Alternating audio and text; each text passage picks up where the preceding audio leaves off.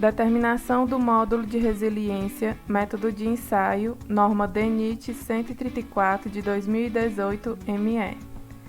Este método prescreve o modo pelo qual se determinam os valores do módulo de resiliência de solos para várias combinações de tensões aplicadas, utilizando o equipamento triaxial de carga repetida. Mas como é realizado esse ensaio?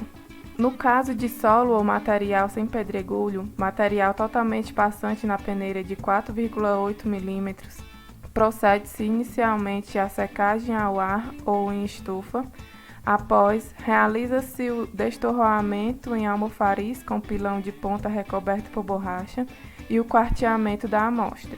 Para este tipo de solo, utiliza-se o cilindro tripartido de dimensões internas de 100 mm de diâmetro e 200 mm de altura. Toma-se uma fração dessa amostra que seja suficiente para preencher o molde de compactação e se acrescenta a quantidade de água necessária para atingir a umidade ótima. O material homogeneizado, no teor de umidade especificado, deve ser colocado num saco plástico hermeticamente fechado e ser levado à câmara úmida por um prazo de 12 horas, no mínimo, antes da compactação. A compactação deve ser realizada em 10 camadas e se acrescenta o anel complementar do cilindro na penúltima camada. Retira-se as amostras do material que sobrou para a determinação do teor de umidade. Pesa-se o corpo de prova no molde com as braçadeiras e sem a base de aço para a determinação do peso específico. O número de golpes da compactação deve ser definido em função do tamanho do cilindro, peso e altura de queda do soquete. Para a montagem do ensaio, posiciona-se o CP na base para a retirada do cilindro tripartido. Retira-se o CP do cilindro tripartido. Após a amostra ser retirada do cilindro, ela está pronta para ser ensaiada. Encamisa-se o corpo de prova com o auxílio de um encamisador.